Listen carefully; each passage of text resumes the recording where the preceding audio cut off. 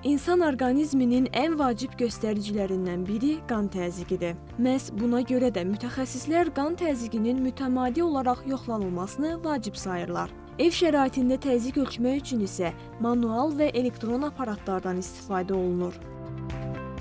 Biz arterial təzyiq ölçməsi üçün iki tip cihazdan istifadə edirik. Bunlardan biri elektron təzyiq ölçənlər, digəri isə mexaniki, yəni manual təzyiq ölçənlər.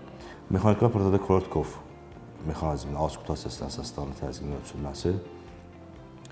Belə ki, əgər mütəxəssis tərəfindən idarə olunarsa, tam dəqiq yüksək nəticə əldə etmək mümkündür. Məhz buna görə də uzun illərdir dünyada referans modeli olaraq qəbul edilmişdir. Elektron cihazda isə oscillometrik prinsipə əsaslanır. Belə ki, cihaz bu zaman damarın divarında olan vibrasiyanın hesabına diastolik və sistolik təzyiqləri təyin edir. Bu da bəzi hallarda geniş istifadə imkanı verir, ev monitorluqlarında və s. Bəs bu təzyiq aparatlarından hansı daha etibarlıdır? Hansı cihaz daha düzgün nəticə göstərir? Bu əsasən əslində cihazın növündən və istifadə metodikasından daha çox asılıdır. Ola bilər ki, çox yaxşı cihaz olsun və istifadə prinsipi səhv olsun, bu zaman təzyiq səhv ölçülə bilər. Elektron aparatlarda yanlış ölçmənin əsas prinsiplərindən biri də ölçüm zamanı danışmaq, hərəkət etmək, kafein istifadəsi, nikotin istifadəsi, ondan sonra yüksək emosional halların varlığı, xüsusi xəstələrimiz olmuş, məsələn, xəstələrdə artmiya vardısa əgər, həmin vaxt aparat yenə də səhv ölçümlər göstərə bilər. Ona görə biz təxəssüslər tövsiyə edirik daha çox təzyiq ölçərkən 5 dəqiqə ən azından istirahət halında olunmalıdır.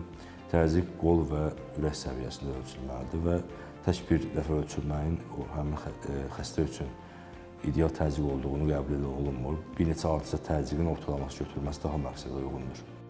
Manual təzyiq aparatları daha çox peşəkar istifadə üçün nəzərdə tutulur və düzgün ölçmə aparmaq üçün təcrübə tələb edir. Elektron aparatların istifadəsi isə daha rahatdır və gündəlik həyatda geniş yayılıb. Bununla belə cihazın keyfiyyəti və düzgün istifadə qaydası nəticəyə birbaşa təsir edir.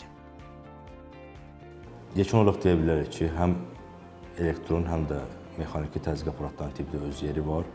Burada əsas rol oynayır düzgün aparat seçimi, düzgün təzyiq ölçülməsi və bu nəticələrin hamısının həkim tərəfindən düzgün interpretasiyasıdır.